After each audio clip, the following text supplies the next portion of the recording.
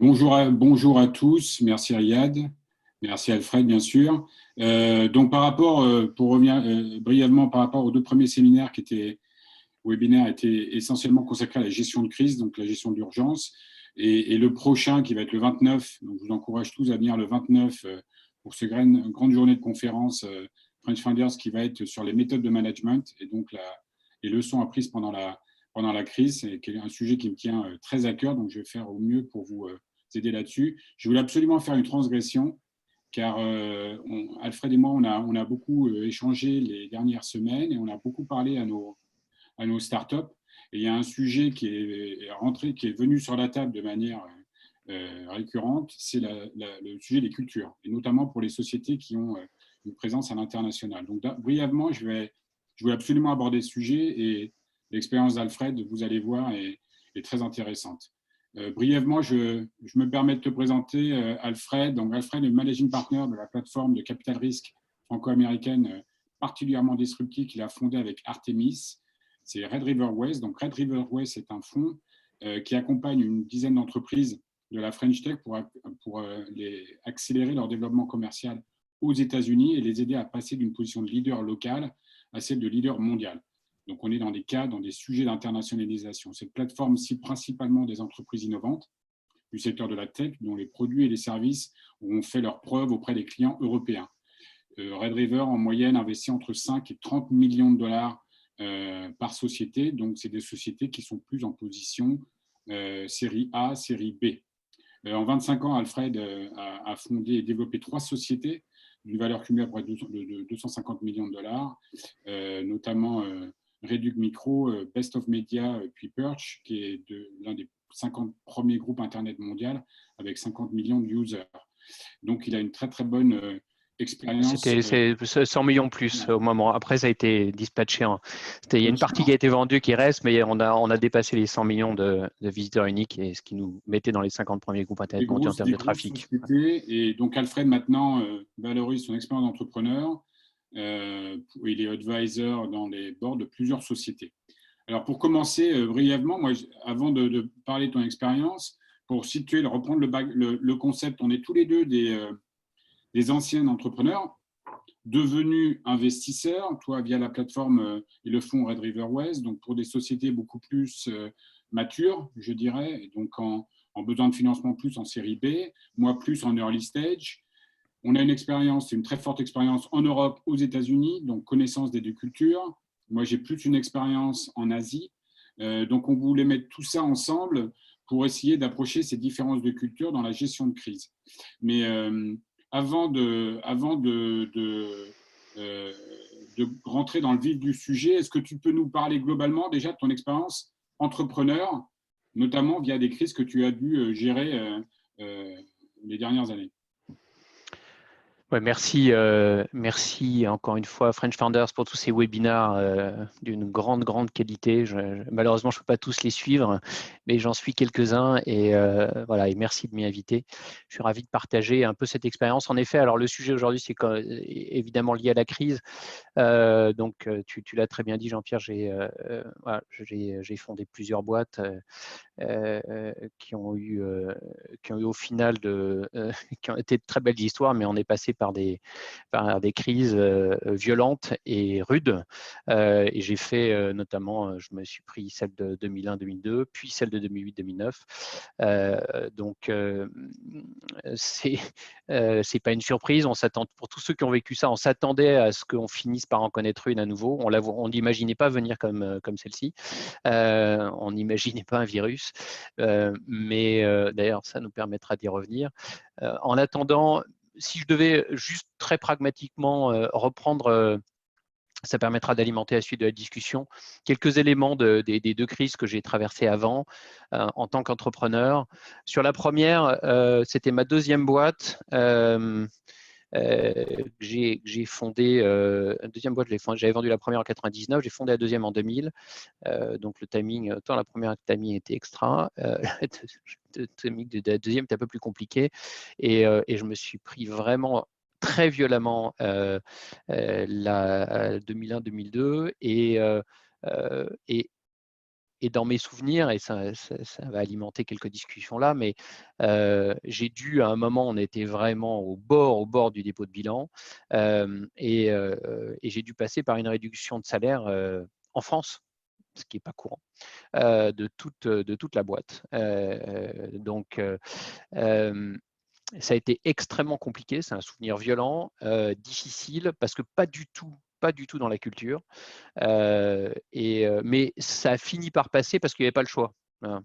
Et pas le choix, la crise était violente et nous, voilà, clairement, et parce qu'il faut se souvenir, c'était une boîte Internet et qu'à l'époque, c'était Internet qui avait provoqué ça, donc on était les parias de la société. Hein. Donc là, il n'était pas question que qui que ce soit nous soutienne d'un point de vue bancaire ou autre. Donc il n'y avait aucun autre choix que celui-là pour essayer de survivre. Donc c'est passé, mais j'ai un souvenir douloureux, pour être clair. Voilà. Et puis quelques autres souvenirs, j'en reparlais avec Antoine, avec qui j'ai fait une grosse partie de cette aventure Best of Media puis Perch, Antoine Boulin qui est de mon partenaire dans Red River West, et qui à l'époque, lui, avait fait face, qu'on avait aussi des licenciements, et pour partager des petits éléments de culture, avait fait face à un senior développeur, hein, qui dit ah putain, et je vais reprendre le mot exact, hein, c'est vraiment utilisé parce que c'est resté marqué, hein, qui dit donc n'acceptant pas les licenciements malgré la crise, malgré les difficultés, et en disant putain, on n'était pas obligé de bosser non plus, voilà, au sens avant, on était comité, etc. Et ce qui, de temps en temps, c'est des trucs, quand on a une culture un peu internationale, dans ça, on n'était pas obligé de bosser non plus. C'est marquant. Voilà. Et quand on fait face à beaucoup de choses, venant de quelqu'un qui est pas, voilà, qui est un minimum formé, c'est des choses qui marquent dans ces périodes extrêmement compliquées. C'était la première pour partager, et ça alimentera encore une fois la suite de la discussion. Deuxième période, on se prend 2008-2009, après une période où on avait vraiment connu une ascension extraordinaire dans le développement européen du groupe et américain. On a fait une acquisition aux US, etc. Là, à ce moment-là, tu as deux présences. Tu as une présence européenne, une présence Et américaine. américaine. Voilà. Donc là, je suis bien, je suis bien dans le sujet du jour. Et les souvenirs. Alors, la maturité n'était pas complètement la même, bien que j'ai vécu la première, mais on sortait d'une telle période de croissance, d'une superbe histoire, et on avait levé 35 millions de dollars juste avant la crise. Voilà. Et donc, du coup, on est arrivé très riche, entre guillemets, enfin beaucoup de cash, dans la crise, ce qui n'a pas forcément été très bien. Alors, toujours une différence de culture. Aux États-Unis, ça a été quand même assez impactant. On a pris des mesures assez vite, mais plutôt des mesures de bon sens de business, c'est-à-dire qu'on a coupé des branches qui ne payaient pas. On essaie toujours de développer sur plusieurs trucs. Donc, je me souviens à l'époque, on avait la vidéo déjà, mais qui était un sujet de rentabiliser, comment on rentabilise une vidéo dans le publishing. C'était un sujet, donc on a coupé une partie qui s'appelait Tom's Game sur la partie jeux vidéo. Voilà, on a relocalisé, parce qu'on avait le gros de nos devs en Europe, donc on a relocalisé les quelques devs qu'on avait aux États-Unis en Europe. On a pris des décisions de rationalisation, mais pas plus violent que ça. Et alors encore plus en France, où franchement, il y a eu peu de décisions fortes. Et je trouve, enfin c'est même une évidence, on n'a vraiment pas été bon. On n'a pas acté, comme on avait du runway, de la visibilité de cash. On n'a pas acté de décision très forte. Et ça a été une grosse erreur. Voilà. Une grosse erreur parce qu'on s'est amputé d'une grosse partie de cash de réinvestissement par la suite. On a entamé la confiance de nos investisseurs, qui était déjà bien entamée par la crise elle-même. Voilà, forcément. Donc, je me souviens d'une période de grosses tensions, mais où franchement, on n'a pas été très bon. Voilà. Alors, on a vécu un autre truc, c'est-à-dire dans les points, derrière cette crise-là, comme on était dans le milieu du publishing, il y avait la mutation de la publicité qui devenait programmatique, en fait, de l'investissement publicitaire. Et donc, c'était une nécessité d'investissement technologique parce qu'on passait dans un univers d'adtech. Et si on ne faisait pas l'investissement technologique, on allait être complètement balayé par la suite. Et donc, c'est ce qu'on a su faire. Donc, une grosse partie, on n'a pas su prendre des décisions courageuses et c'est dommage. Mais en même temps, on a su investir, mais on aurait dû faire les deux, c'est-à-dire désinvestir d'un côté et surinvestir dans la techno pour anticiper ce qui était en train de se passer, parce qu'il y a une double crise financière et derrière mutation technologique. Et je pense que c'est là où on vit à nouveau un peu la même chose. Je pense qu'il y a une mutation technologique dans ce qui est en train de se passer, une accélération technologique tout du moins. Voilà, donc voilà, pour partager quelques premiers souvenirs de ce qui s'est passé. Et donc, il faut faire très attention, même quand on a du runway, il faut prendre la crise et le réalisme de cette crise est extrêmement important. Alors qu'est-ce que pour toi, donc deux cas de figure très intéressants, l'un où tu n'es pas en cash et tu mets en gestion de court terme, l'autre où tu avais des capitaux qui t'a permis de mieux gérer, mais avec certaines erreurs, comme tu en parles aujourd'hui. Avant de rentrer dans le vif du sujet de la crise du Covid, globalement, pour toi, c'est quoi les différences majeures entre la culture américaine, la culture européenne, plus particulièrement français, qui nous touche tous, et moi je parlerai un peu de la culture asiatique, dans tout ce qui est gestion d'entreprise. Et je pense que c'est extrêmement intéressant de comparer ces trois cultures, parce que pour des CEO et des chefs d'entreprise qui doivent affronter cette crise avec une présence internationale, ça pose d'énormes problèmes. Alors pour toi, globalement, c'est quoi les trois les différences de culture? Alors, je veux juste mettre un préambule en amont parce que on va parler de choses pas forcément que sympa sur la façon dont ça peut se passer en France, mais je veux mettre un préambule sur le fait que aujourd'hui, bien que vivant aux États-Unis depuis 10 ans, j'affectionne très particulièrement cet écosystème, etc. Je trouve qu'il y a une évolution en France quand même sur ces 10 dernières années qui me paraît être voilà, très signifiante. Je trouve que la gestion du gouvernement sur l'accompagnement de cet écosystème est absolument incroyable en France, vraiment. Alors, et attention, je parle de notre écosystème très tech. Je sais que ça pose tout un tas d'autres problèmes. Si je pense aux commerçants, etc., il y a d'autres univers plus compliqués. La gestion de la crise sanitaire, c'est un autre sujet, etc. Mais si je m'en réfère au sujet accompagnement aujourd'hui du gouvernement, de la BPI, des banques sur cet écosystème, c'est assez fascinant de moyens, d'anticipation, de communication, de modernité. Franchement, c'est impressionnant. Donc, Il y a un vrai changement de culture. Il y a un vrai changement de culture aujourd'hui en France. C'est redit, mais effectivement, la culture de l'entrepreneuriat est aujourd'hui beaucoup plus valorisée via l'écosystème des startups, et ça se confirme aujourd'hui de par les réactions de Cédric O et d'autres personnes impliquées. Cet écosystème est très important pour la France.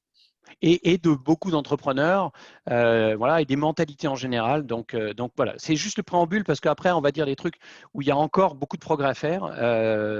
Et voilà, alors il y a du pros and cons, hein, mais voilà. Alors, c'est vrai que donc pour revenir sur la comparaison très particulière, et aujourd'hui, moi j'ai un portefeuille de 7 sociétés où on voit et plusieurs qui ont des salariés aux États-Unis, on voit des différences majeures.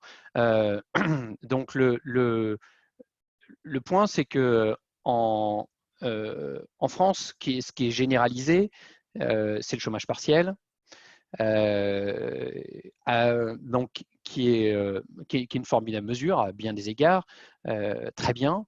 Ce qui est généralisé, ce qui est la tendance, c'est que comme l'État prend en charge une très grosse partie de l'histoire, il est demandé du coup, via le chômage partiel, à l'entreprise de matcher pour qu'il n'y ait pas de perte de salaire. Donc, c'est-à-dire que dans l'idée, Je ne dis pas que c'est fait tout le temps, mais il y a quand même un peu cette idée-là que la norme est celle-ci, c'est-à-dire que l'entreprise complète pour que le salaire de l'employé reste à 100%. Et même si ce n'est pas le cas, je peux dire, même si ce n'est pas le cas, l'employé touche, je crois, 83-84% Ouais, c'est ça. de son Ouais. salaire. Donc, il y a un impact qui est très, très limité, heureusement, pour les employés. C'est ça. Aux États-Unis, c'est très différent. Parce que du coup, ce qui va avec le chômage partiel aussi, c'est de. On sent bien, alors si c'est pas clair, etc., mais que l'idée, c'est pas de licencier. Voilà. Donc, Oui, oui, tout alors à fait. qu'on arrête les CDD, les recrutements en cours, etc. En tout cas, nous, c'est ce qu'on on encourage largement parce que, voilà, encore une fois, il faut savoir être frugal en temps de crise. C'est la première des mesures. Mais voilà, on voit bien qu'en contrepartie de ces mesures-là, on n'encourage pas du tout les licenciements. Bon. Aux États-Unis, c'est très très différent. D'abord par la culture, l'habitude des crises et de prendre les crises très au sérieux, très vite, tout de suite, et d'agir. Donc de la part des entrepreneurs et de la part des salariés qui sont pas surpris de ça. Enfin, voilà. Donc des licenciements très rapides, voilà, donc immédiats. Et quand il n'y a pas de licenciement, des baisses de salaire. Voilà, très souvent. Voilà. Et en plus, ce qu'il faut comprendre, c'est que le licenciement aux États-Unis, c'est pas la même chose que le licenciement en France. Hein. Et donc, il est beaucoup mieux compris quand même encore dans la culture. Bon, bah voilà, c'est le jeu. Je sais que toi, CEO, tu as des mesures à prendre parce que tu es face à une crise. Voilà. Donc, je ne dis pas qu'il dit merci à chaque fois, loin s'en faut. Mais c'est beaucoup plus accepté. Voilà, Voilà. malgré des conditions financières euh, beaucoup plus difficiles à gérer pour les employés, quand un chef d'entreprise doit réduire sa masse salariale et malheureusement se séparer de son équipe, il y a une compréhension du style, voilà, il est en charge de la société, il prend ces mesures-là. Il n'y a pas du tout d'incompréhension quand l'activité économique le justifie. Ouais. Donc, et encore une fois, il faut bien comprendre, hein, le chômage aux États-Unis, il faut l'avoir en tête, normalement, on parle de 20 à 24 semaines. Là, grâce aux mesures gouvernementales, on monte à 39 semaines. Bon, déjà aux États-Unis, c'est une grosse différence. Hein, c'est mais c'est pas déjà, les montants sont bien plus faibles. et, mais par contre, les montants, voilà, c'est capé. Normalement, on est capé à 450 $ par semaine. Voilà. Donc, et là, on est monté à 600 $. Voilà, mais donc pour des salaires, il faut savoir que l'échelle des salaires n'est pas tout à fait comparable entre la France et les États-Unis, hein, parce que les charges pour le coût de la vie, autrement dit, est différent. Donc, on est souvent à un rapport de 1 à 2, voire 1 à 2,5 pour comparer. Voilà. Si je devais juste mettre une comparaison, hein, le 600 $ par semaine dont on parle là aux États-Unis, moi, pour une famille de 5, c'est le coût de ma couverture santé aux États-Unis. Hein. Juste ça. Voilà. C'est donc quelque part le chômage d'égal à la couverture santé. Ça permet de resituer de trois petites choses. Donc, c'est beaucoup plus accepté alors que c'est beaucoup, beaucoup plus dur au final, un licenciement Plus ici. accepté, c'est plus dur, tandis qu'en France, c'est moins dur.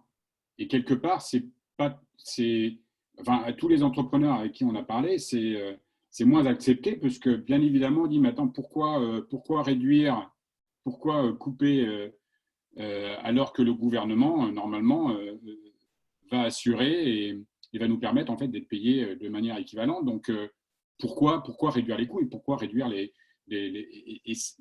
donc, il y a deux cultures différentes. Alors, je compléterai par rapport à l'Asie.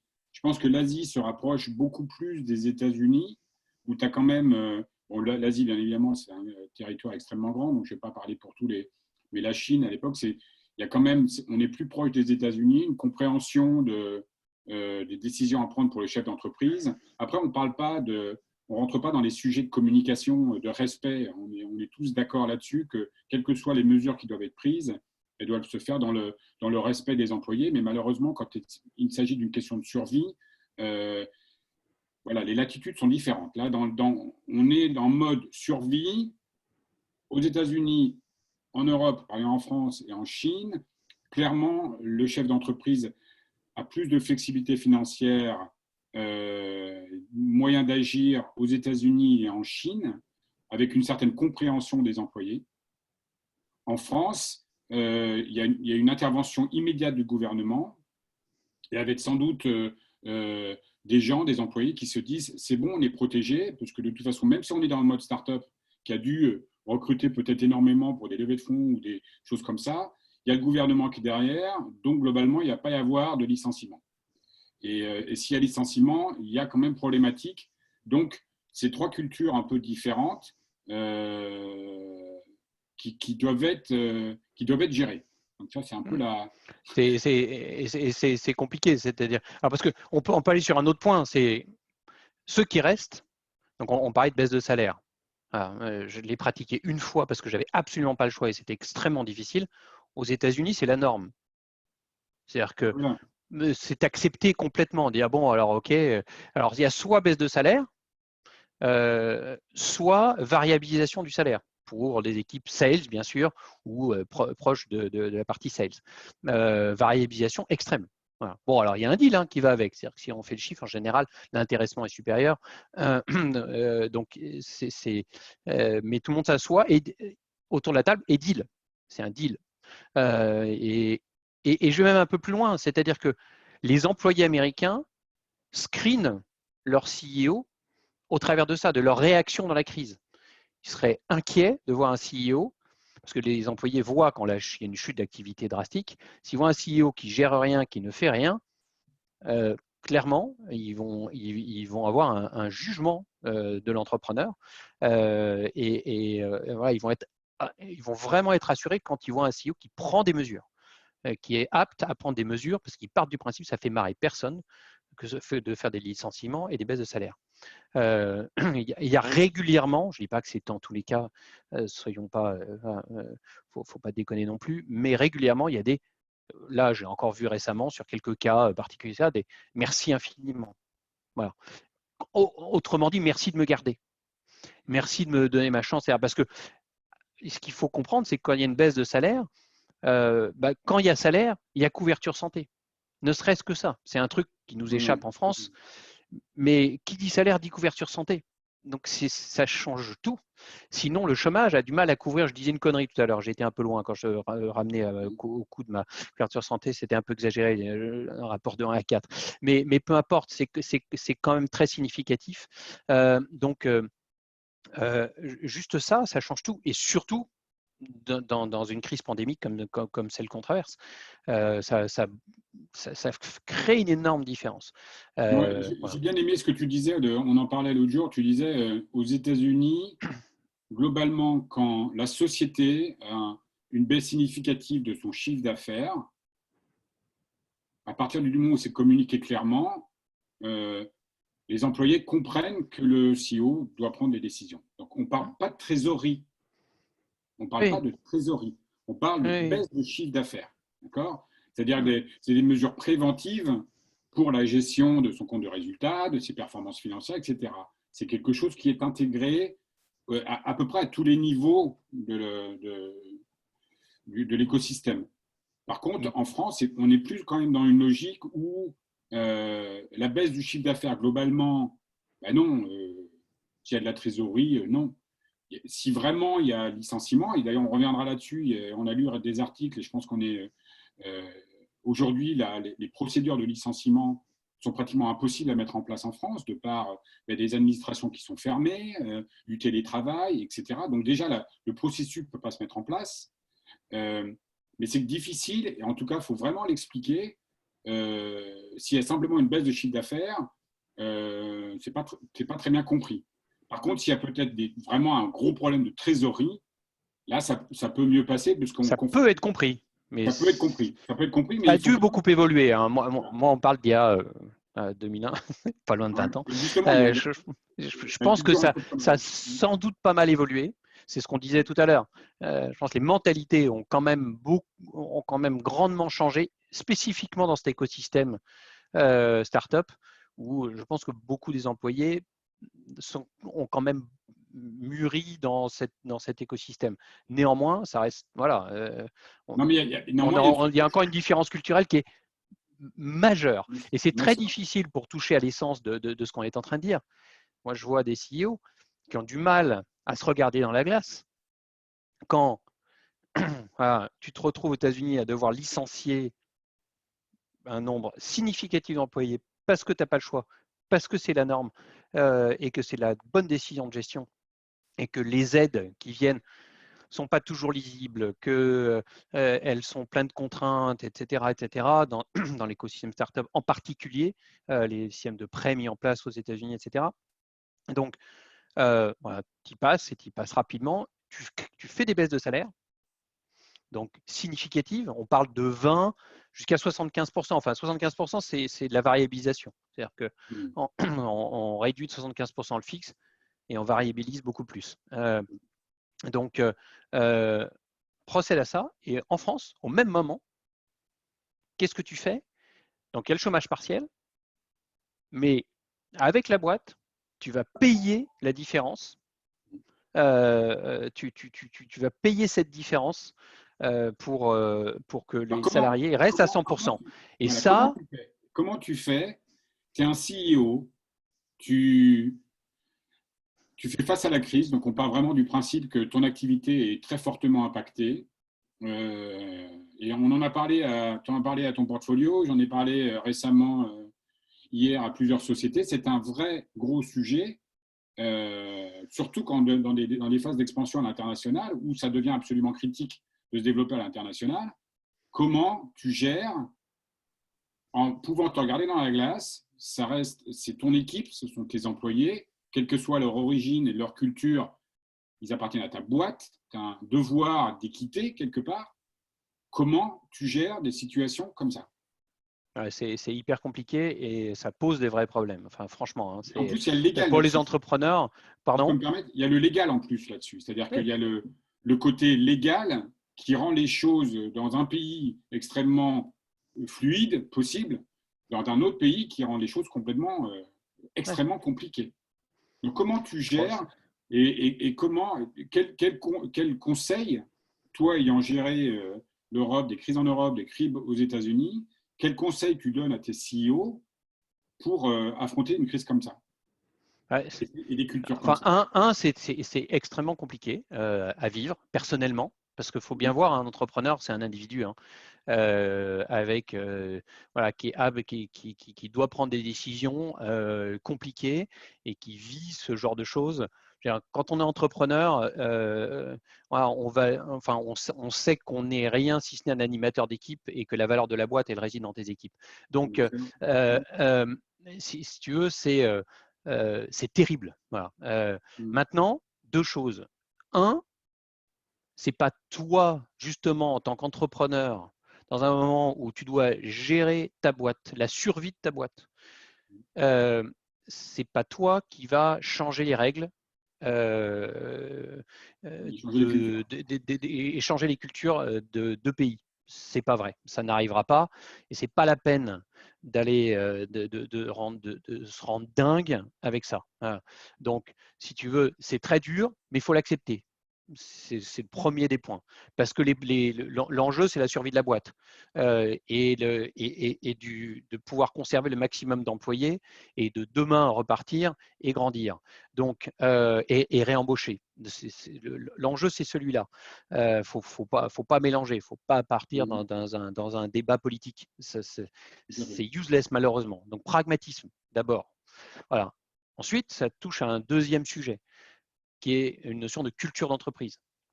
C'est-à-dire que il est dans la plupart des belles boîtes, il y a une vraie culture d'entreprise. Et celle-là, elle transgresse les frontières. C'est pas en totalité, encore une fois, tu ne vas jamais pouvoir te comporter de la même façon dans chaque pays. Tu t'alimenteras sans doute avec la Chine, par contre, tu peux essayer de préserver des valeurs. Alors, je vais prendre un exemple très concret.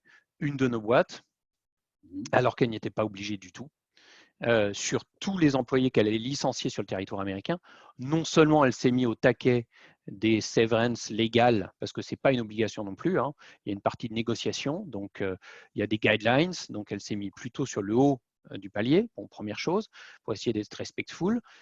Et deuxième point, elle a offert 6 mois de protection de santé à tous les salariés qu'elle a licenciés. Voilà. Et donc ça, ce sont des valeurs d'entreprise, c'est une culture d'entreprise et c'est une façon, même si le gap est encore gigantesque avec ce qui peut se passer en France, c'est une façon d'essayer de respecter une forme d'équité, c'est-à-dire faire des choses dont tu n'es pas obligé légalement. Voilà. Donc, je trouve ça intéressant. Voilà. Maintenant, et je vais juste mettre un petit rapport aussi, parce qu'on essaye toujours de comparer. Donc, de la même façon que je disais qu'un salaire français n'est pas exactement comparable à un salaire américain, de la même façon, le fait qu'il y ait quelque part plus de protection en France, il faut savoir qu'il y a aussi plus de charges sociales. Donc, c'est là où tous les systèmes ne sont pas complètement comparables. Ce n'est pas qu'une culture. Voilà. Donc, il y a des avantages et des inconvénients dans les deux systèmes, voilà, pour l'entreprise et les employés, quelque part. Donc, je voulais juste rappeler ça. C'est-à-dire que c'est là où il ne faut pas toujours être trop rapide dans des comparaisons voilà, à deux balles. C'est deux systèmes fondamentalement et structurellement différents. Pas simplement une culture de la part des employés, etc., même si ça existe aussi et que ça doit évoluer. Donc, la tendance, bien évidemment, quand tu es face, par exemple, à une structure de ressources humaines qui s'équilibre 50-50 entre l'Europe et les États-Unis, notamment, tu vas avoir plus de flexibilité aux États-Unis pour réduire tes coûts. Avec qui va globalement être relativement plus acceptée. Mais par contre, comme tu as cette flexibilité, tu as un certain aussi devoir de compenser cette flexibilité par éventuellement des avantages concrets pour limiter, je dirais, l'impact sur tes employés. Et même si c'est accepté, ça devient peut-être une certaine obligation. Par contre, en France, étant donné que tu as toute l'organisation gouvernementale, la structure qui fait que, en fait, même le chômage partiel est grandement couvert par le gouvernement. Tu peux éventuellement payer le différentiel, mais globalement, in fine, ce qui risque de se passer si tu veux réduire tes coûts, ça risque d'être quand même la partie américaine qui va plus souffrir que la partie européenne, a priori. Parce que c'est un peu le sujet, enfin, dans le débat culturel, mais après, face à la crise, on a tous une forme d'inquiétude quand même par rapport à ce qui se passe en France. Et encore une fois, avec tout ce que je disais de positif face à ça, je trouve ça absolument remarquable, encore une fois. Maintenant, il y a un petit risque, parce qu'on est dans une crise sanitaire. Je pense qu'on n'a pas encore tout à fait bien pris conscience de la crise économique qui arrive derrière la crise sanitaire et de sa violence. Malgré les plans d'aide des banques centrales et donc des États en relais, etc., je pense qu'on n'a pas bien pris conscience de tout ça. Et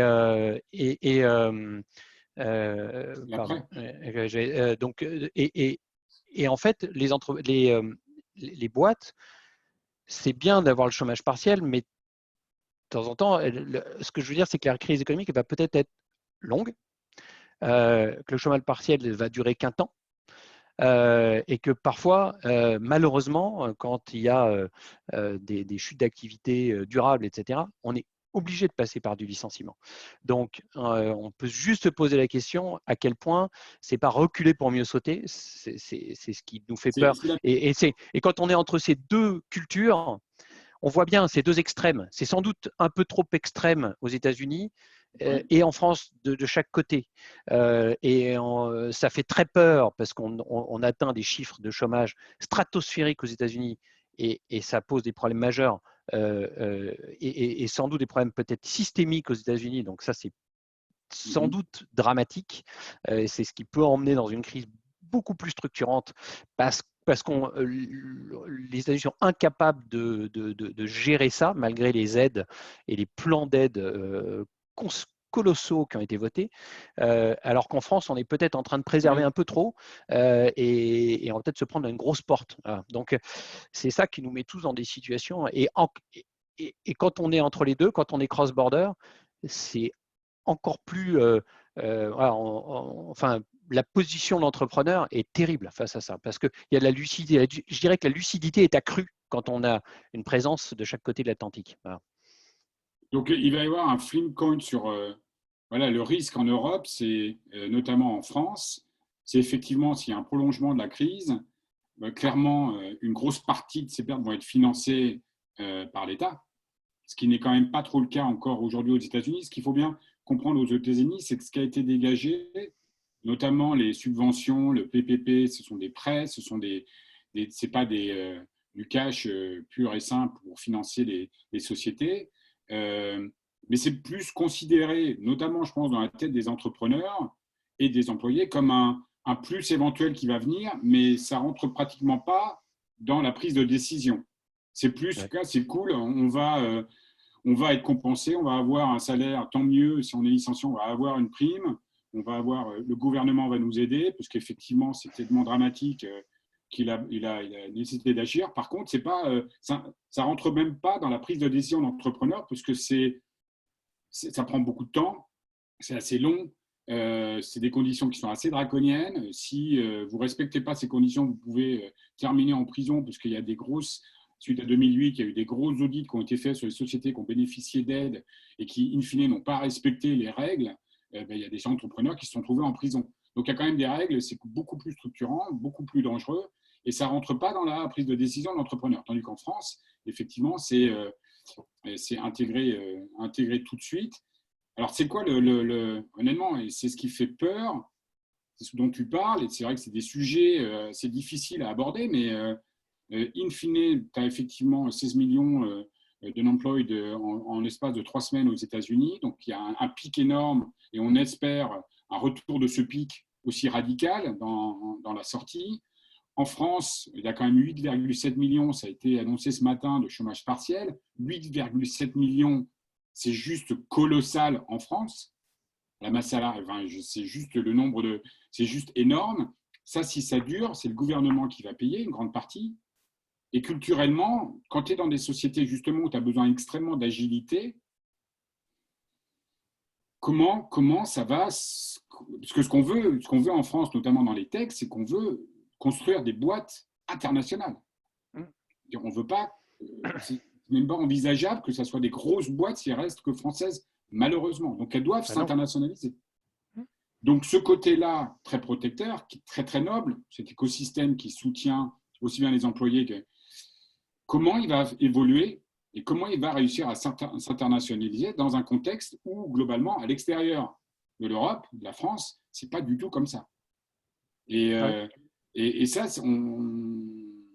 je pense que dans la tête des entrepreneurs, ce sont des vrais sujets. Ce sont des vrais sujets. Ça alimente la schizophrénie de l'entrepreneur. Hein. C'est ce que je disais. L'entrepreneur qui est cross-border, c'est ce qu'il vit aujourd'hui. C'est extrêmement difficile. Se regarder dans la glace après ce qu'il fait d'un côté de l'Atlantique et de l'autre, c'est difficile. Mais plus profondément que ça encore, c'est dire il va se passer quoi après, quoi.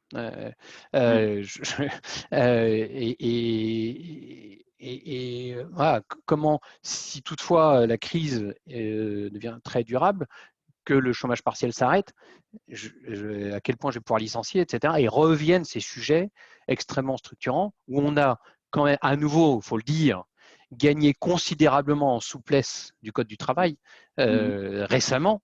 Voilà, donc là, la donne est un petit peu revue au regard de ces mesures exceptionnelles de chômage partiel. Voilà, combien de temps ça va durer? Parce que ça prend des proportions, le coût prend des proportions voilà, stratosphérique en France, du chômage partiel, j'entends. Donc, à un moment, combien de temps ça peut tenir et à quel point, et ça, c'est là où, voilà, à quel point c'est la meilleure des solutions. Et je pense qu'on est, nous, dans nos écosystèmes, sur les boîtes les plus saines, c'est sans doute une bonne solution parce que si la crise n'est pas trop longue, parce que ça permet de passer avec une certaine sérénité. Et on sait bien que c'est dans ces temps de crise que les plus belles opportunités se présentent. Donc celles, et c'est d'ailleurs la façon dont nous, on a parlé à nos entrepreneurs, et on a eu une chance inouïe parce qu'on a des entrepreneurs, enfin, j'en ai pas un aujourd'hui, on a un portefeuille très limité, hein, puisqu'on met des gros tickets sur très peu qu'on accompagne beaucoup plus, avec lesquels on passe beaucoup plus de temps qu'un fonds traditionnel.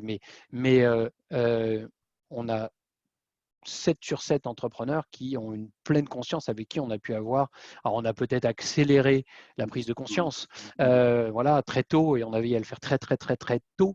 Et qu'ils ne voient pas ça justement que comme une crise sanitaire. On était bien conscient très vite que ça allait être long et douloureux. Donc, on a encouragé tout un tas de prises de décision très en amont, parce que l'objectif, c'est d'arriver à gagner autant que possible une certaine sérénité pendant ces temps de crise, en ayant pris des décisions très dures tout de suite, qui, elles, empêchent toute sérénité. Mais une fois que c'est fait, une fois qu'on s'est remis en situation, une fois qu'on a passé le choc de ça, qu'on a remis ceux qui restent, ceux qui sont là, donc en groupe de travail, et voilà, à être capable de tout d'un coup transformer, à dire bon, on a des opportunités à saisir, etc. Bon, je trouve, j'ai le sentiment que là, on touche à quelque chose, mais on est dans un écosystème très privilégié parce que cette crise a tendance à accélérer la mutation digitale de notre monde.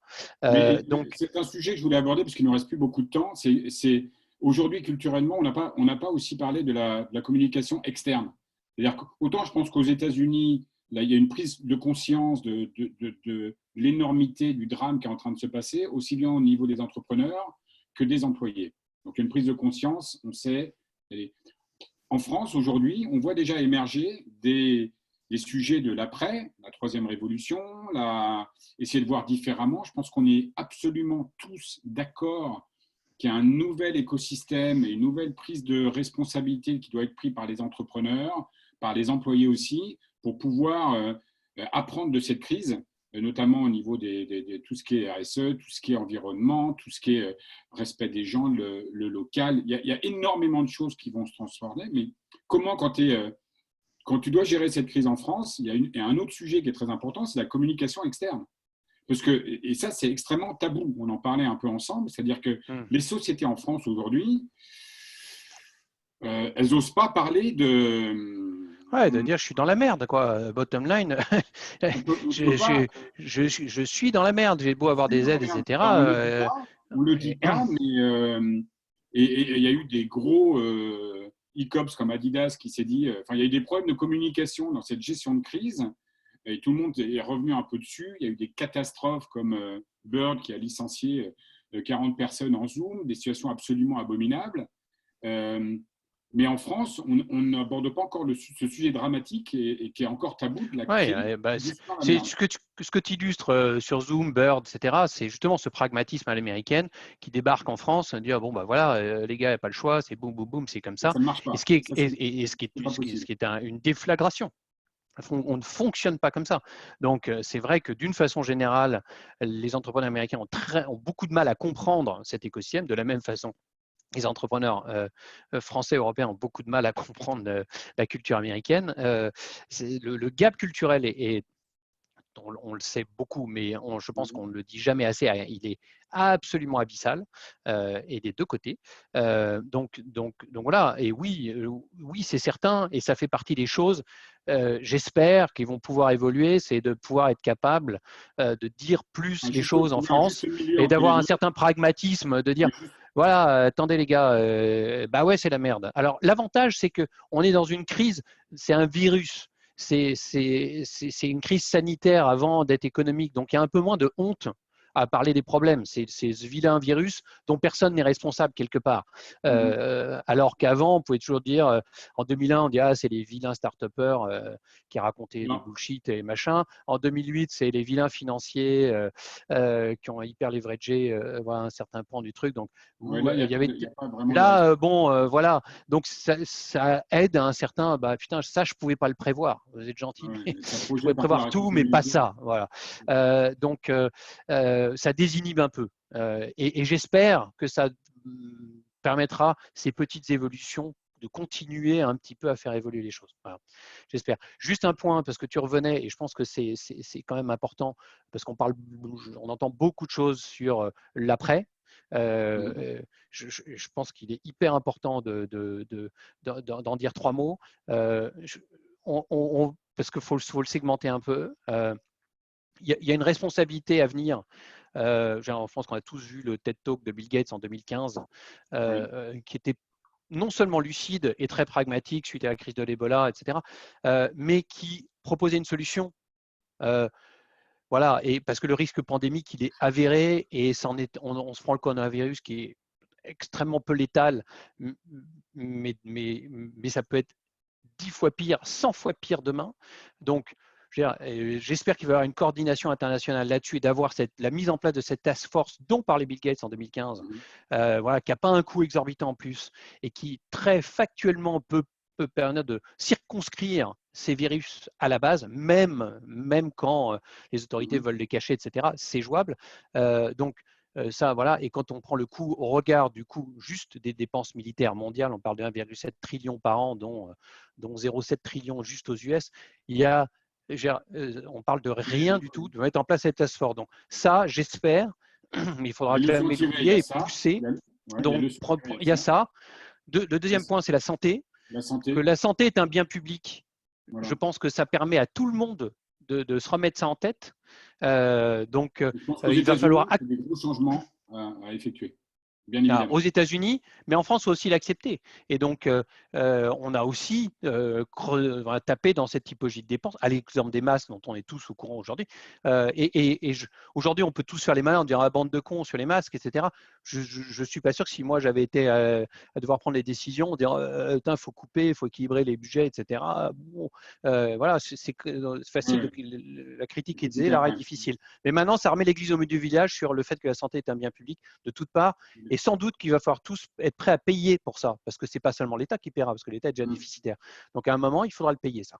Le troisième point, c'est un monde nouveau et qui fait face à des challenges dont on est tous lucides, certes, mais il faut faire attention de ne pas rentrer.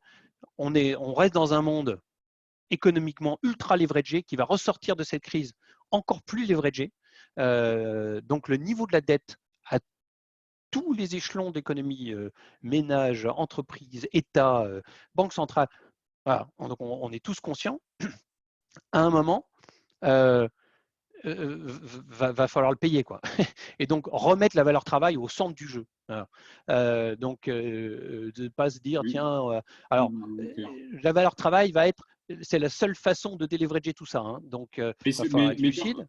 Mais est-ce que tu penses dans les apprentissages, il va y avoir aussi notamment cet énorme apprentissage, cette prise de conscience du télétravail? Oui, mais c'est ça. C'est que quand on parle de la valeur travail, il y a le côté, donc, pas imaginer qu'on va se mettre à moins travailler ou je ne sais quoi. Au contraire, il va falloir retrousser les manches à l'américaine.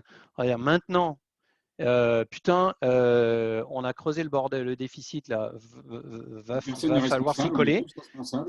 Et voilà, allons-y, il va falloir s'y coller. Le bon côté, c'est que dans cette mutation, je trouve que comme toujours, Dieu merci, il y a des options. Et quand on prend la dimension télétravail, c'est pour moi un exemple de ce qui peut être un peu sympa dans ce qui peut se passer. Très concrètement, ça fait réaliser à beaucoup de monde que beaucoup de choses peuvent se faire en télétravail, que travailler de chez soi, c'est une option. Pas dans tous les métiers, évidemment. Voilà. Mais dans un certain nombre de métiers, et de façon sans doute assez significative, c'est sans doute une option. Ça ne veut pas dire ne plus jamais voir personne. Ça veut dire organiser le travail différemment, mais juste de façon hyper pragmatique dans ce qu'on vit aujourd'hui. C'est-à-dire d'être capable d'avoir moins de dépenses de bureaux pour les entreprises, pour peut-être offrir un peu plus de moyens aux employés pour leur propre logement, qui puissent leur laisser un espace de travail, voilà, et qui même on puisse imaginer, puisqu'il n'a pas besoin de venir au bureau tous les jours, d'aller même s'installer plus loin et donc d'avoir un logement beaucoup moins cher, voilà, donc, et qui change, quoi qu'on veuille, la vie, c'est-à-dire qu'éviter les 3 heures de transport par jour pour certains, parce qu'il faut le rappeler, dans le milieu urbain, plus donc un logement voilà, qui coûte très cher pour très peu d'espace, etc. On voit bien que là, il y a une mutation, quelque chose d'hyper intéressant, et c'est un des points, voilà, où sans doute, ouais, on va devoir continuer à travailler beaucoup, mais peut-être mieux.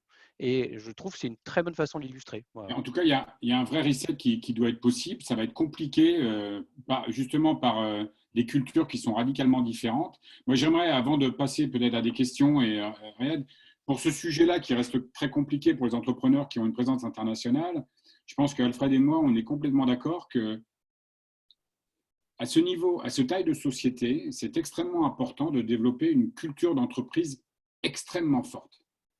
Et cette culture doit essayer de transcender les cultures locales. C'est-à-dire qu'il faut essayer, et ça, je pense que c'est un apprentissage fondamental pour les CEO qui grandissent et qui ont la chance d'avoir des tailles de société assez significatives, c'est de dire, pour justement gérer ces crises-là, qui vont, il n'y en aura pas tous les jours, bien sûr, on l'espère, mais il faut créer cet ADN, cette appartenance à une société, à une culture qui fait que globalement, quelle que soit ta localisation dans le monde, tu vas faire partie d'une société, tu vas faire partie d'un ADN de valeurs spécifiques. Et ces valeurs-là, elles doivent à terme essayer de transcender ces différences de culture. On ne pourra jamais, comme tu le dis, on ne pourra jamais défoncer et ne pas intégrer ces différences de culture.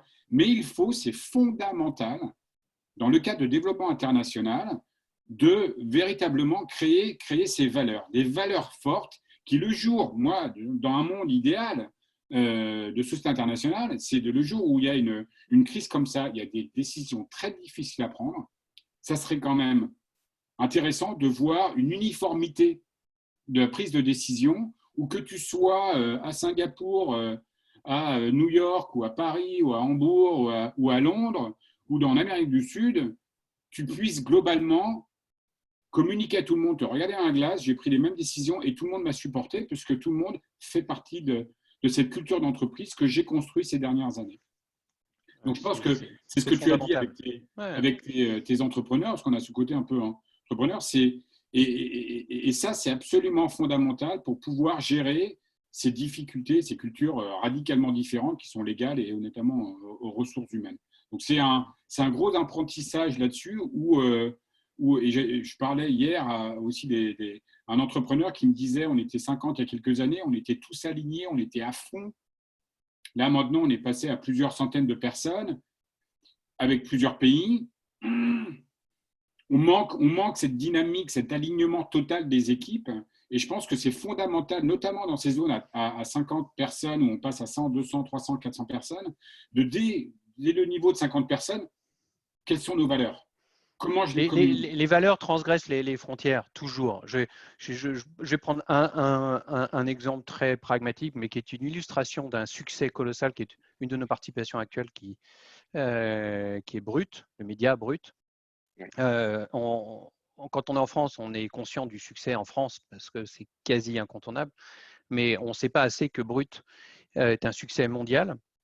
Et ils sont leaders en Inde et ils sont top 3, 4 au Mexique, aux US. Ils sont vus dans chaque mois dans 70 pays. Enfin bon, voilà.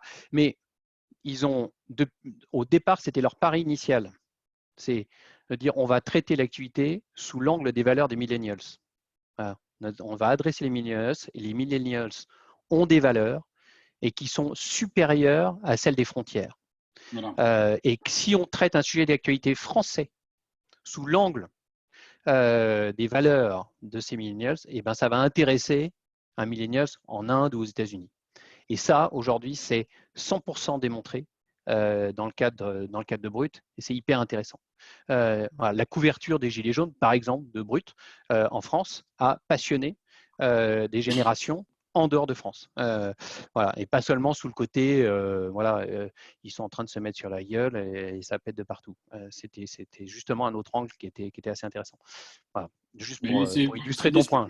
En tout cas, ça conforte un peu c'est pour ça qu'on partage à peu près la même analyse en ayant vécu des crises passées, où cette notion de culture d'entreprise, elle doit être extrêmement forte parce que de toute façon, tout entrepreneur va gérer différentes crises dans le long fleuve de créer une société de taille significative.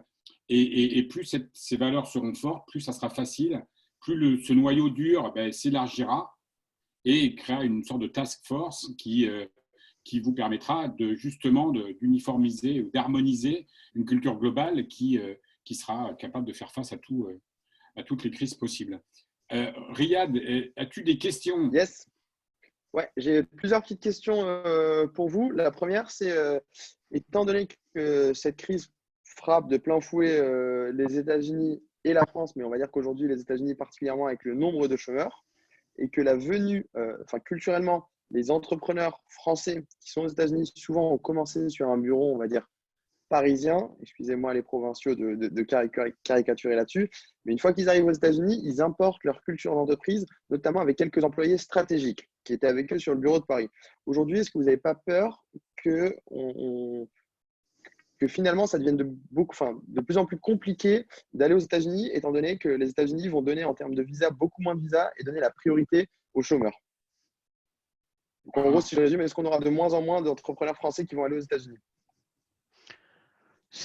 Ça serait dramatique parce que c'est juste absolument fondamental que l'écosystème français s'exporte et maintenant qu'il est devenu mature, qu'il a passé tous les échelons de la maturité, aujourd'hui on a vraiment un écosystème français qui est prêt et qui a tous les atouts pour le faire. Donc, ça serait dramatique. Ce que je pense quand même, c'est que les États-Unis, il ne faut pas oublier, sont très pragmatiques. Ce sera peut-être plus dur pour l'entrepreneur qui va avec très peu de moyens. Là, je pense que ça va être compliqué. Mais celui qui a su funder sa boîte pour attaquer le marché américain de façon significative, je pense qu'il y aura toujours de la place pour cela parce qu'on parle d'investir sur le territoire américain, on parle d'embaucher sur le territoire américain et ça sera toujours le bienvenu. Donc, et j'aimerais aussi signaler que de toute façon, tout entrepreneur qui va embaucher de toute façon aux États-Unis, à mon avis, va toujours être le bienvenu. Je pense que ça, c'est à peu près assuré, enfin, à moins que… Il ne faut pas du tout, ces différences de culture, il ne faut pas que l'entrepreneur français se dise « je vais avoir beaucoup plus de flexibilité aux États-Unis, ça va être plus simple, si je fais face à des crises ». Cependant de la flexibilité, notamment sur le marché du travail, est aussi beaucoup plus difficile à gérer aux États-Unis. Parce que ça veut dire aussi que les gens partent beaucoup plus facilement et qu'ils exigent des entrepreneurs et des salaires beaucoup plus importants. Donc, il ne faut pas ces différences de culture. Je ne veux pas que les gens ils sortent, ils se disent « Attends, mais c'est génial, aux États-Unis, j'ai plus de… » Non, mais c'est aussi beaucoup plus compliqué, c'est beaucoup plus coûteux. C'est rude à tous les échelons de l'entreprise. Voilà, tous les échelons de l'entreprise, c'est beaucoup plus complexe. C'est toujours la même chose. Quand vous allez sur un nouveau pays, c'est un nouveau projet d'entreprise et qu'il faut intégrer la culture locale pour pouvoir faire face et créer du business. Et culture locale, c'est bien s'entourer avec des gens locaux, même si vous pouvez insuffler une culture d'entreprise qui peut-être venir de France, mais il faut créer une culture locale. Sinon, ce n'est pas possible. Donc, je pense que Et attention à l'importation de la culture française aux US. J'encourage tous les entrepreneurs français qui disent « je veux respecter ce qui se passe en France, donc je vais faire la même chose avec mes entrepreneurs en France ». On l'a sous-entendu, mais je pense que surtout pas. Voilà. Il faut prendre les règles du pays et il faut y aller sévère, même s'il y a du runway. Il faut être juste en adéquation avec la réalité économique. C'est fondamental. Comme tu prenais l'exemple de Brut, ce sont des ADN et des cultures qui ont su intégrer différents pays, qui ont su, dès le début, se positionner comme internationaux, même si, à la base, plutôt français. Donc, il faut intégrer ces différentes cultures dans votre culture d'entreprise pour pouvoir être à même. Et ça, ce mindset, il doit être au niveau des CEO, il doit redescendre à tous les niveaux, à tous les échelons de la société. On est une société internationale. Mes collègues sont indiens, sont mexicains, sont brésiliens, sont américains. Donc, je dois, moi, aussi adapter ma culture personnelle à cet environnement international. Et ça, c'est le boulot aussi de CEO, de redescendre, de faire redescendre ces valeurs-là à tous les niveaux de la société. Et je pense que c'est ce qui permettra justement une certaine agilité et une croissance très saine à l'international. Okay. Une autre, Riyad? Autre question. Yes, autre question. Est-ce que vous pensez, enfin, est-ce que vous trouvez plutôt que les aides françaises pour les startups actuelles, elles ne sont pas contraires au processus de sélection darwinien, qui est nécessaire pour ne pas continuer à financer des founders startups qui ne méritent pas de survivre et qui à terme mourront quand même. En gros, est-ce qu'on n'est pas en train d'arroser tout le monde alors qu'il ne faudrait pas forcément?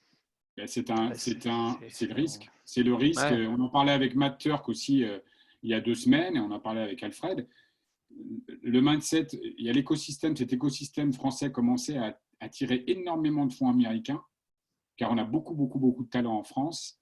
Est-ce que ça ne va pas faire un peu peur? Parce que, une nouvelle fois, l'agilité d'une entreprise, aussi petite soit, enfin, plus elle est petite, plus elle doit être agile. Malheureusement, c'est nécessaire. Et effectivement, il peut y avoir un contre-coup de ces aides et contre-coup économique du pays, on en a parlé déjà. Il peut aussi avoir un contre-coup au niveau de l'attractivité. Néanmoins, moi je suis complètement d'accord avec ça. Il y aura forcément des excès dans l'histoire, c'est certain. Et puis ça reste de la dette. Il faut se souvenir, le gros, alors il y a le chômage partiel, mais ça reste de la dette. Mais ce que j'aime bien quand je disais la pertinence avec laquelle tout ça est exécuté en France, c'est que quand même, c'est pas fait n'importe comment. C'est-à-dire que les prêts sont accordés quand même avec des relais bancaires. Donc les banques passent au crible et j'ai suivi ça très très près sur nos participations. Ils regardent quand même tout et une boîte qui est vraiment en difficulté, elle va peut-être réussir à prendre le prêt de la dernière chance, mais il sera petit et on ne va pas avoir des gros délires. Et sur le chômage partiel, franchement, quand on lit bien, moi, ce que j'ai adoré, c'est le pragmatisme. On a eu un pragmatisme à l'américaine, c'est-à-dire qu'on a dit si vous n'avez pas de réponse en 2 jours, considérez ça comme validé parce qu'on ne peut pas absorber le flux. Pragmatique, c'est rare, hein, c'est pour ça, c'est des choses, voilà, très bien. Par contre, toujours à l'américaine, vous déconnez, les risques sont énormes. Le risque est pénal pour le mandataire social. Donc, s'il a abusé de son chômage partiel, le risque est pénal derrière. Voilà, de la même façon qu'aux États-Unis, comme tu le soulignais, Jean-Pierre, derrière, les abus de 2008, il y en a qui ont fini en tôle. Donc, je trouve qu'on est quand même, c'est relativement bien piloté. Il est prévenu qu'il y aura des contrôles en France. Donc, voilà. Évidemment, c'est les questions de se dire si ça devient plus systémique, on ne pourra pas continuer de soutenir tout ça et il y aura de la caisse et on aura peut-être reculé pour mieux sauter. Pour moi, c'est ça le vrai sujet. L'arrosage généralisé, il est plutôt pas mal contrôlé, je trouve, avec de bons relais, beaucoup de pragmatisme dans la mise en place de l'histoire, je trouve. Tout à fait. Et les conséquences de la crise? Ouais. Est-ce que vous pensez que pour les employés, socialement, il va y avoir beaucoup de progrès aux US et inversement, on va faire en sorte que le marché du travail soit plus flexible en France? On va vers un équilibre des prestations sociales fournies aux employés? Parce que l'entrepreneur français se dit que je galère, entre guillemets, je caricature une fois de plus, mais je galère à licencier un employé à tort. Est-ce que suite à la crise, on ne va pas mettre en place des mesures de licenciement plus faciles parce que certains entrepreneurs en ont vraiment besoin, ou on va rester sur de l'acquis, quoi? Alors, juste, Jean-Pierre, tu compléteras, mais je trouve quand même, quand on parle du Code du travail, je trouve qu'il a quand même été, au regard de ce qu'est la France, déjà plutôt vraiment assoupli récemment, ce qui était un vrai progrès en France quand même. C'est quelque chose si on parle des actifs de Macron, je veux dire, ce qu'il a à son actif, c'est quand même ça. Hein. Ça s'est passé, c'est voté. Donc, il y a un énorme progrès. Je ne suis pas sûr que ça aille beaucoup plus loin juste derrière, avec finalement un renforcement de l'État-providence à la sortie de cette crise quasi inévitable finalement. Donc je ne m'attends pas à quelque chose de ce goût-là, mais il y a eu déjà de grands progrès, donc il faut quand même savoir le dire quand ça a été le cas. Et aux États-Unis, ce qui se passe là, quand même sur la prolongation de la durée du chômage, l'augmentation du plafond du chômage, c'est quand même un signal assez fort et qui est quand même, alors même si au vu du nombre, ça pose d'innombrables problèmes et c'est un boxon pas possible. Et l'État fédéral montre un certain nombre de ses limites aujourd'hui aux États-Unis. Mais j'imagine qu'ils vont savoir le gérer. Est-ce que ça va changer de façon structurelle? Pas certain. Est-ce que, par contre, ça va faire que chaque fois qu'il y aura une crise, on va veiller à amortir un tout petit peu plus et veiller à ce que l'État fédéral soit un peu plus apte à gérer ces situations exceptionnelles? J'espère. Voilà. Et le dernier point, qui est un acquis en France, on ne se pose même pas la question, mais aux États-Unis, qui est terrible, c'est la santé. C'est de se retrouver sans couverture avec le coût de la santé aux États-Unis qu'on n'imagine même pas. C'est terrible. Une nuit d'hôpital, c'est $5 000. Voilà, la visite d'un généraliste, c'est $150. D'un spécialiste, c'est $250. Et ça, c'est sans les examens. Donc, voilà. Donc, si jamais on n'a pas de couverture santé, c'est terrible. Alors, il y a Medicare, Medicaid pour les plus de 65 ans et pour les plus défavorisés, mais c'est tout d'un coup passer pour quelqu'un d'une classe moyenne, c'est se retrouver dans un système de pauvreté absolue avec un minimum de couverture. Mais c'est traumatisant. Le traumatisme est gigantesque. Donc, est-ce que va y avoir, on sait que c'est un débat aux États-Unis considérable, Trump l'a écarté. Voilà, Obama avait tenté de faire quelque chose. Il y a un vrai besoin là et j'imagine que cette crise sanitaire va remettre ça au centre du débat. Est-ce qu'on a 2 minutes en plus, Riyad? J'ai une question là qui vient de tomber que j'adore, c'est ce genre de sujet dont on parle. Une question qui dit, en parlant de culture, quel est votre avis sur certaines sociétés du secteur de luxe notamment, et d'autres, qui font appel aux mesures de chômage partiel en France et pèsent sur la collectivité alors que la trésorerie est bonne? Et là, on parle, c'est malheureusement anonyme, je pense que c'est une très bonne question, on parle complètement du sujet de ce dont on parle. Une société franco-française, d'accord, franco-française uniquement en France, d'accord, qui ne doit pas gérer des présences à l'international, on ne va pas se poser des questions sur ces sociétés-là. Là, on parle de sociétés de luxe, donc internationales, qui intègrent quelque part une méthode de management internationale. Baisse du chiffre d'affaires, chômage partiel. Oui, ce sont des sociétés, toutes les grandes sociétés ont beaucoup de trésorerie et ne sont absolument pas en danger. Tout le monde est d'accord là-dessus. Les CAC 40 ou autres, elles ont de la trésorerie, mais est-ce que c'est équitable aussi que dans certains pays, on ne réduit pas les coûts, on ne fait pas appel au chômage partiel, et dans d'autres, on réduit considérablement les coûts, alors que tous ces employés font partie du même groupe? C'est un peu l'autre question que je poserais. Donc, d'un point de vue purement franco-français, on dit non, c'est pas excusable. Tu as du cash, pourquoi voilà. Mais si on a une position globale, ce sont des groupes qui sont internationaux. Ce sont des groupes qu'il faut bien voir. Des grands groupes français aujourd'hui font peut-être 10-20% de leurs profits en France et 80% à l'étranger. Comment ils doivent gérer justement ces cultures différentes, et elles doivent quelque part mettre un peu en France des méthodes qui sont utilisées à l'international?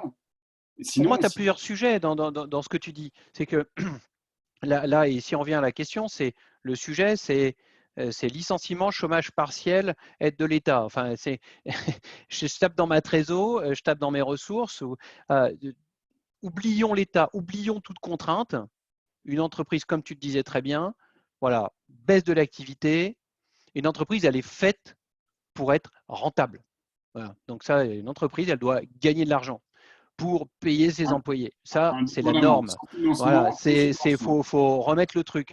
Éventuellement, à un moment, l'univers des startups, elle peut être déficitaire pour privilégier l'hypercroissance, investir sur la croissance à un instant T pour récupérer, mais avoir démontré normalement un modèle structurellement rentable initialement, et donc de se rendre déficitaire pour acheter la croissance, aller plus vite. Voilà. Ça, c'est donc on oublie parfois ces fondamentaux. Donc crise, on prend le monde du luxe.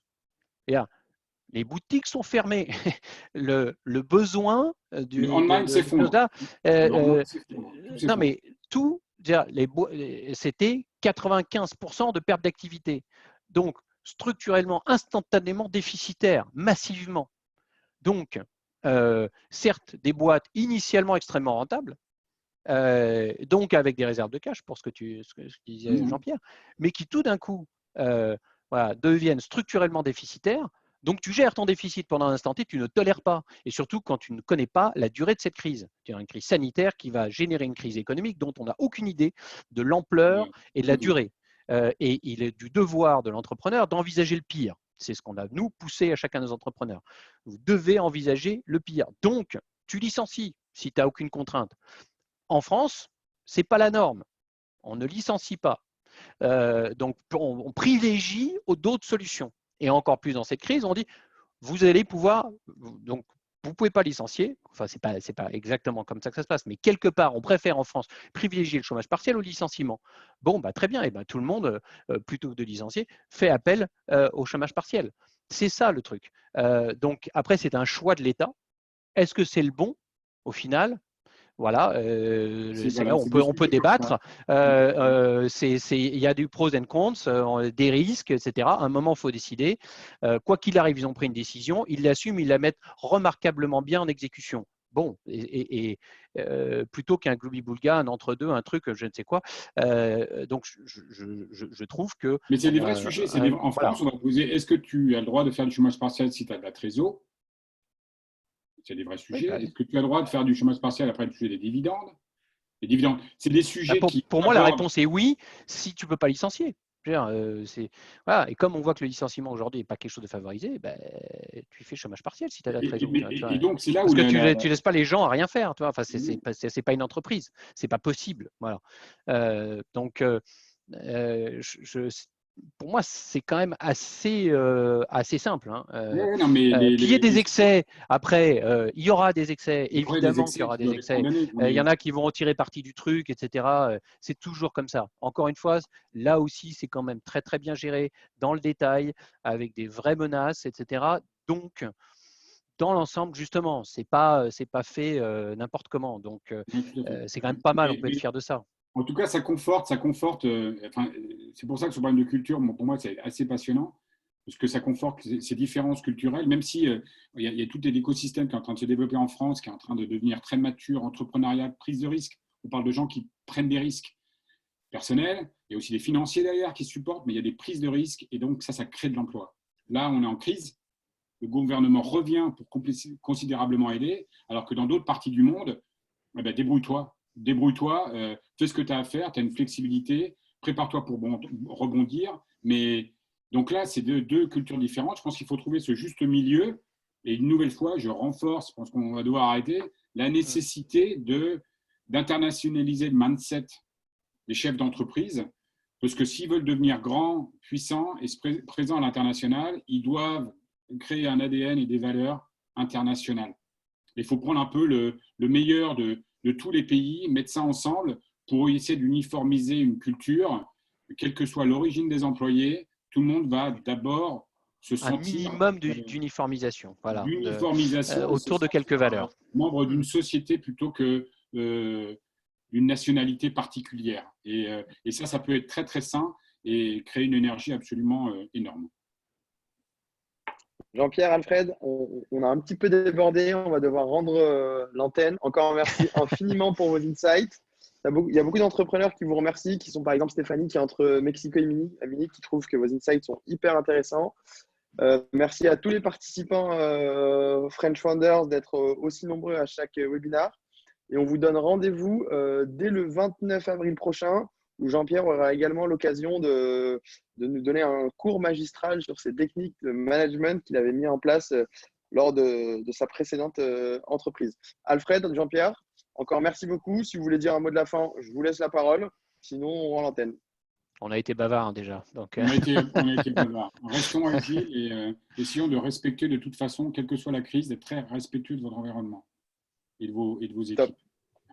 Absolument. Merci beaucoup Jean-Pierre. Merci beaucoup Alfred. On se dit à très vite. À très bientôt. Ciao. Salut, merci à tous.